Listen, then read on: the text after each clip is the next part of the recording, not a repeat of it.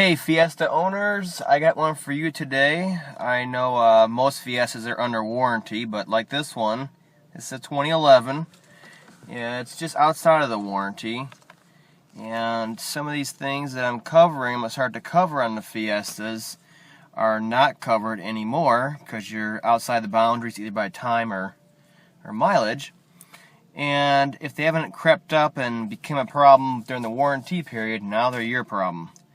And a lot of shops will not touch these things. They will not touch this dual clutch design transmission. They will not touch the Fiestas in general.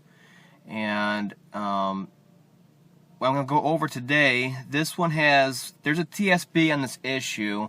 What it basically is that it's you put it into gear and it doesn't go nowhere, or reverse or drive. You may get erratic shifting of the transmission. Maybe a no crank, maybe a hard to start issue, and there's multiple issues, and it was mainly on the 2011s, maybe the 2012s had it too, but it was definitely on the 2011s. It's the first year they really went out with this all-out new ground design for getting the ground to the body. They opted out of putting the ground down to the engine and a separate ground to the body. They just have one big thick ground, and it's a little short wire, and it goes to a piece of metal in the front strut tower there, the part of the body. And if that ever has any connectivity issues, it cannot support the amperage that's required. You will start to have these issues. In extreme cases, you'll have a no crank. So at first you're going to have maybe a check engine light DTC, which this one had. They noticed it was hard to shift to park, to drive, to reverse, and then thereafter the check engine light came on. And the reason this one had multiple transmission DTCs for the shift motors and such, and it's like multiple ones, all different areas of the transmission. The main reason is that the transmission has all these shift solenoids on it, shift motors, and they draw a lot of amperage. So they're going to be the first ones to start sucking all the juice up, and then leaves little else for the modules and other sensors on the car to work, and therefore you start getting the errors. So I'm going to show you what the issue is, and if you want, before you even have the issue, if you're watching this curious, what to do to make sure that you don't have an issue with a no crank or other various transmission issues when you go on a trip, let's say, or you're out in the parking lot of a store at night and you're trying to leave and the car won't even crank and you're freezing out there. Stuff like that. It shouldn't be preventative maintenance, but it's a design flaw that was built in, and I'm going to show you how to take care of it. It's very simple, and how it looks, and how to fix it. So let's get to it. So there is a TSB for it. They had an initial TSB stating to clean the ground and to make sure you have the correct bolt in there. Basically, they want you to have this bolt head with this design to it, and not this other one, which is a little harder to see. But you can see in the center there, it's got a 010, and it's a little bit different design compared to the good design. And I think this all has to do with the proper plating on the bolt. And this one's very distinguishable from the other one. It has all those little dots in the bottom.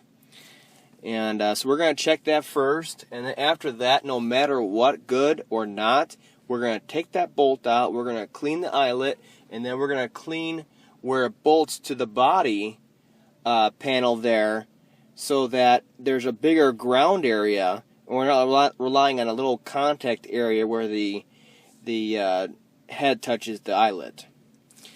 So we're going to put it more into the body and not just rely on the threads of the bolt and all that. Now later on, they did have another TSB out in basic relation, same issue, basically section. As you can see this one, See the issue on this one? Looks pretty close to this one, doesn't it? Lots of transmission DTCs. And they had you check a little bit into the grounds, the same grounds, but this TSB does not supersede the other one. And this one, so I had to check a few basic things on the grounds. I think there's a date break in here, but it still applies to 2011 Fiestas, mainly. And that's the first year of the car. There's going to be inherent problems. And Ford came out with fixes for the issue quite fast. But this one includes a secondary step, which is to reflash the PCM and TCM. Now that's covered under your warranty, powertrain and emissions. They can run it through. So that's up to 80,000 miles. So if you're having any of these issues, they can do that also for you, free of charge. This one, we can only claim one TSB, but for the customer, I'm going to clean the ground and do the reflash for him, obviously. I'm not just going to do the ground and say, yeah, you're good to go. I'm going to take care of all the known issues from Ford and not leave them hanging. This is the issue I'm talking about. They made a ground and only one path for the ground. Goes from the negative post, just a little bracket that's welded into the body. Now, if there's any issues with connectivity, let's say it still has connectivity but just can't support the amperage, you're going to have issues. You're going to have major issues with only one source, one path to ground. The Focuses of 08 to 2011 had the same issue with this. It wasn't as severe, and those ones had its own ground for the starter. It went down and over, and then it had one going to the body also. This one just has one going to the body. As you can see from the TSB I just showed you, this one does have the right bolt on it, with all the little dots, and they wanted you to check the bolts back here too. And you can see both those have the little dots, so we're good there. Taking a look at this eyelet, you think there's not much corrosion on there. It looks fine. How could this ever be an issue? The eyelet is not bad. The bolt, not bad. Looks fine. But the problem is right there. Those threads is all it has to transfer all of that current through. So if that bolt has any problems at all with the plating, the way it touches the head here, this eyelet, you are not going to have the proper amperage, and you're going to have tons of trans issues and possibly a no crank also. So we're going to clean up a little bit of this paint off of here and make it kind of match the backside of this, about that size, so this can transfer to the bracket and have a wider path to flow for current. Now what they did is they just painted over this from the factory, and rightly so, it's an assembly line. They're not going to mask off this little area, and it made it quick for assembly, but then they made their own issue.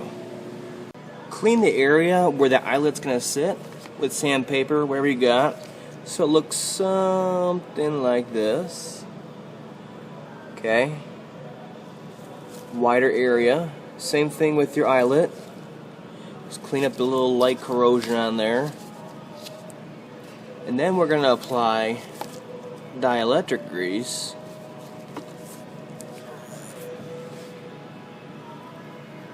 to the area here.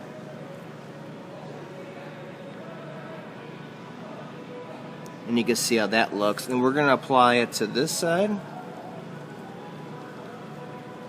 Nice even coat. And then the back side of the eyelet. And that'll keep that from corroding and provide a nice contact area of metal.